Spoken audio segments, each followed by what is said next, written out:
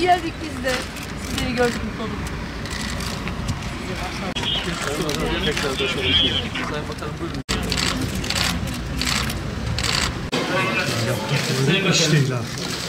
Kimseyi geride bırakmayan bir anlayışla hareket ediyoruz ve Sayın Cumhurbaşkanımızın liderliğinde insanı merkeze alan sosyal politikaları hayata geçiriyoruz. Toplumun her ferdinin refahı ve huzuru bizler için çok kıymetli.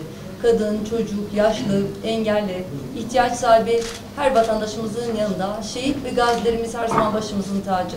Şehitlerimizin emanetlerine her daim sahip çıkmaya devam edeceğiz. Bitlis'te de pek çok sosyal hizmete imza attık.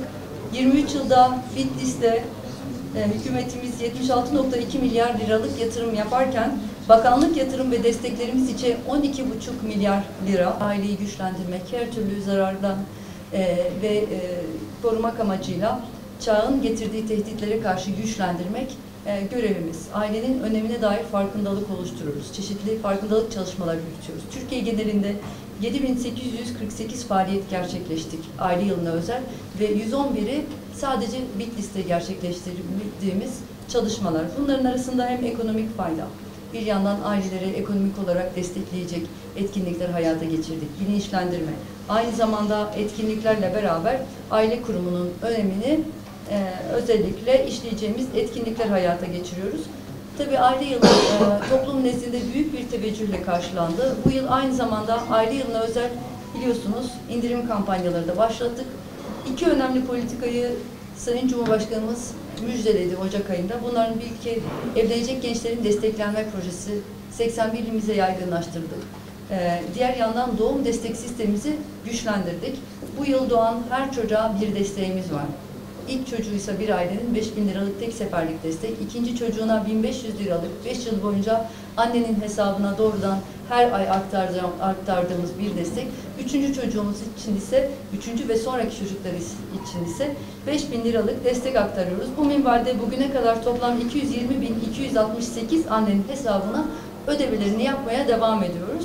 Böylece bugüne kadar yaklaşık 1 milyar 750 milyon liralık ödeme gerçekleştirirken Bitlis'te ise 1639 anneye toplam 14,6 milyon liralık ödeme gerçekleştirdik. Memurlara, anne veya babaya çocuklarıyla daha fazla zaman geçirebilmeleri için özellikle küçük yaşta çocuk sahibi olan memurlarımıza 0-6 yaş çocuklar ilk öğretime başlayana kadar yarı zamanlı çalışma imkanı sunulmaya başlandı.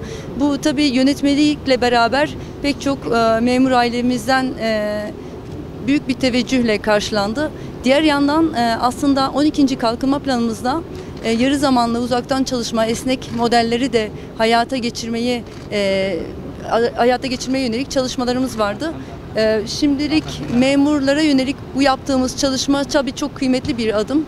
Böylelikle aileleriyle daha fazla zaman geçirebilecekler. Özellikle aile yılına özgü bu çalışmayı başlatmak bizler için çok kıymetli. Bunları çok kıymetli buluyorum. Özellikle yarı zamanlı çalışmak, bu imkanı sağlamak, annelerin veya babaların hem kendi evlatlarına veya evlat sahibi olduklarında evlat edinme zamanında da bu imkana sahip olabilecekler. Bu çalışmayı aile yılında yapılması, ailelerin çocuklarıyla daha fazla zaman geçirebilmeleri, iş yaşam dengesi açısından da önemli bir model olarak ilk defa hayata geçirmiş bulunuyoruz. Ben öncelikle hayırlı olmasını diliyorum. Sayın Cumhurbaşkanımıza tabii ki bizlere verdiği destekten dolayı da çok teşekkür ediyorum. Sağ olun. Teşekkür ederim.